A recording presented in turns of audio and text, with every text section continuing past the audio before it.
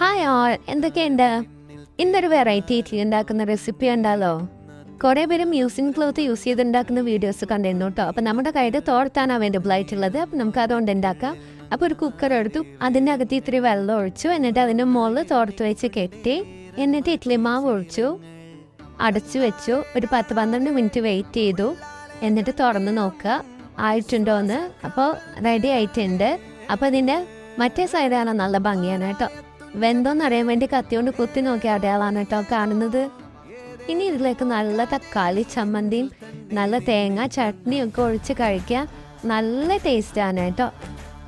പിന്നെ തോർത്ത് യൂസ് ചെയ്യുമ്പോൾ നല്ല ചെറിയ ഹോൾസുള്ള നല്ല ടൈറ്റ് ആയിട്ടുള്ള തോർത്തിനെ യൂസ് ചെയ്യാൻ ശ്രദ്ധിക്കണേ. നമ്മൾ ഇഡ്ഡലി ചെമ്പിൽ ഉണ്ടാക്കുന്നതിനേക്കാളും നല്ല സോഫ്റ്റ് ആയിട്ട് കിട്ടും കേട്ടോ. ഇങ്ങനെ ക്ലോത്തിൽ ഉണ്ടാക്കുമ്പോൾ നന്നായിട്ട് ആവി കയറുന്നോണ്ട് തോന്നുന്നു. നല്ല ടേസ്റ്റാണ്. അപ്പം എല്ലാവരും എന്തായാലും ഒന്ന് ഉണ്ടാക്കി കഴിച്ചു നോക്കൂ കേട്ടോ.